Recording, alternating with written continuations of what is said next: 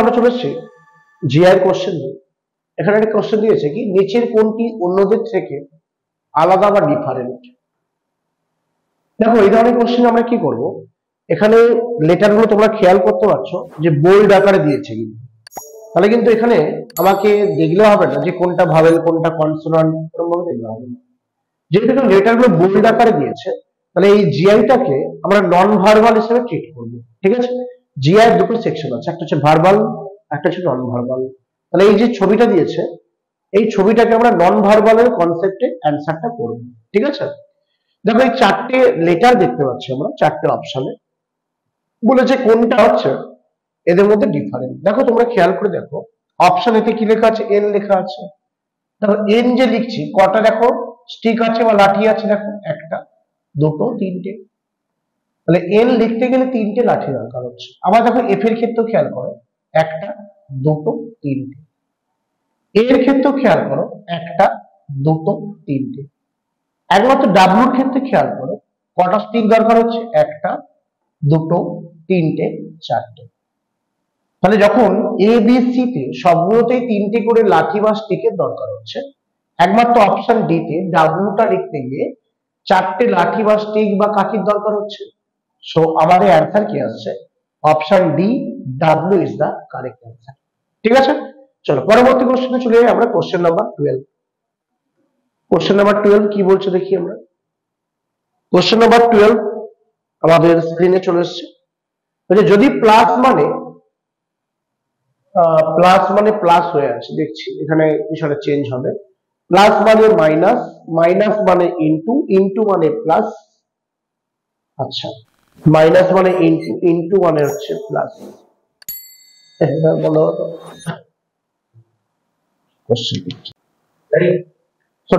আমরা চলে এসেছি পরবর্তী কোশ্চেনে। কি বলছে, প্লাস মানে ভাগ, ভাগ মানে মাইনাস, মাইনাস মানে ইনটু, এবং ইনটু মানে কি বলেছে, প্লাস।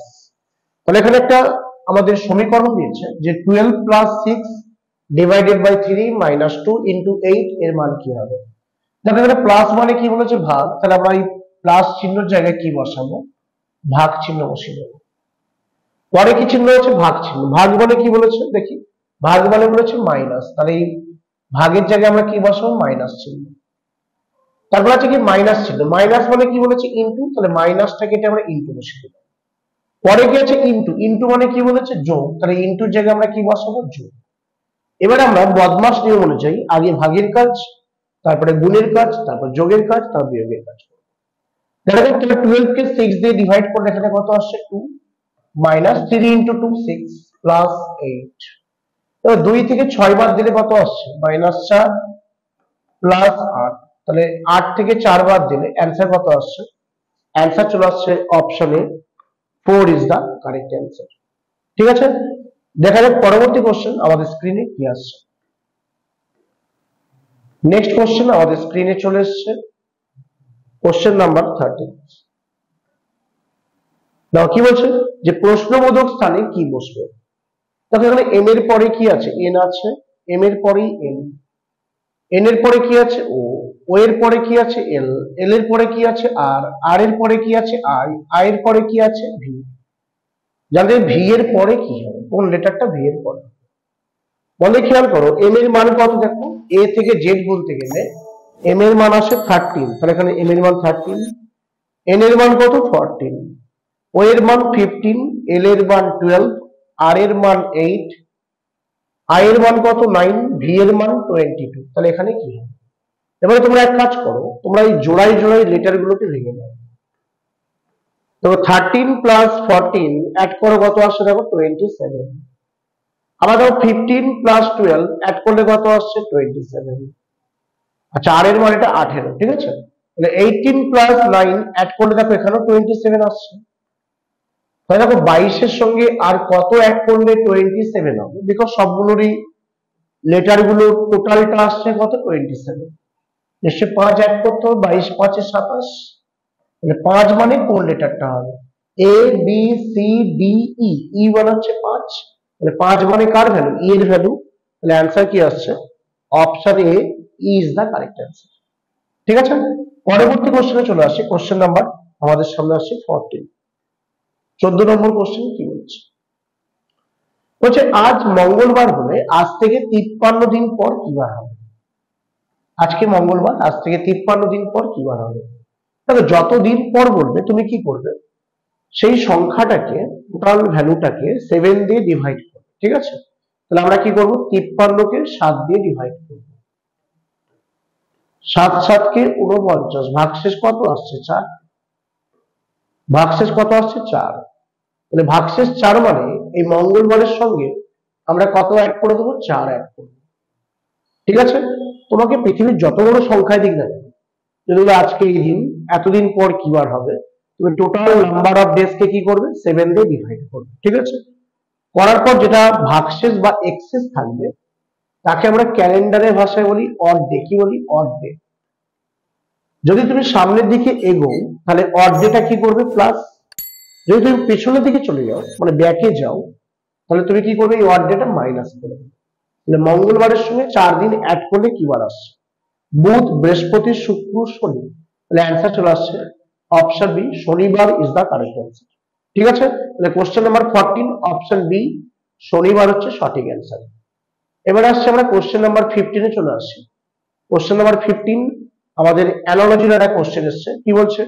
অ্যাটম যদি মলিকিউল হয় তাহলে সেলের সঙ্গে কার রিলেশন হবে? We have to find out the correct answer among the options. তাহলে অ্যাটম মানে হচ্ছে পরমাণু, মলিকিউল মিন্স কি? অণু। তাহলে অণু নিয়ে কি তৈরি হচ্ছে? পরমাণু। তাহলে কোষ নিয়ে কি তৈরি হবে? এখানে জীব দেহ তৈরি হবে। আর জীব দেহকে আমরা ইংলিশে বলছি অর্গানিজম। তাহলে অ্যান্সার কি আসছে? Option C, organism is the correct answer. Tissue মানে কি? টিস্যু মিন্স হচ্ছে বাংলায় বলছে কলা। ঠিক আছে, ম্যাটার মানে পদার্থ, অর্গান মিন্স হচ্ছে অঙ্গ। তাহলে এখানে হবে অর্গানিজম, যার বাংলা হচ্ছে জীবদেহ। ঠিক আছে, তাহলে জীবদেহের মধ্যে কোষ থাকে, অণুর মধ্যে কি থাকে? পরমাণু। ঠিক আছে, চলো পরের কোশ্চেন, নেক্সট কোশ্চেন চলে আসবো, কোশ্চেন নাম্বার 16। পরবর্তী যে কোশ্চেনটা আমাদের সামনে আসছে স্ক্রিনে, আমরা কি বলছি দেখি। আমরা চলে এসেছি পরবর্তী কোশ্চেনে। আমাদের একটা কোশ্চেন আমরা স্ক্রিনে দেখতে পাচ্ছি। এই কোশ্চেনটাকে আমরা বলবো লেটার সিরিজ। কি বলবো? Letter series. দেখতে পাচ্ছি মানে লেটারের বিভিন্ন সিরিজ আছে, মাঝখানে মাঝখানে ব্ল্যাঙ্কস দেওয়া আছে। দেখো, আগে প্রথম কাজ কি হবে? লেটার সিরিজে প্রথম কাজ হবে যে টোটাল কতগুলো লেটার আছে ফার্স্ট টু লাস্ট, এটাকে দেখতে হবে। দেখো এখানে ফার্স্টে আছে এ, আর লাস্টে কিন্তু এ আছে, তাই তো? তাহলে আমি আগে ফার্স্ট কাউন্ট করে নেবো যে টোটাল কতগুলো লেটার আছে। তাহলে দেখো 1 2, এটা আছে একটা লেটার বসবে, এটা 3 4 5 6 7 8 9 10 11 12 13 14 15। তাহলে টোটাল দেখো যেখানে লেটার আছে সেটাতে গুনলাম, যেখানে ফাঁকা ঘর আছে এটা গুনলাম, টোটাল 15টা লেটার আছে। এখন যদি 15কে আমরা ভাঙার চেষ্টা করি, দেখো 3 5 এ 15, অর্থাৎ 3টে করে লেটার নিয়ে আমার একটা করে সিরিজ যেমন হতে পারে, আবার 5টা করে লেটার নিয়েও সিরিজ হতে পারে।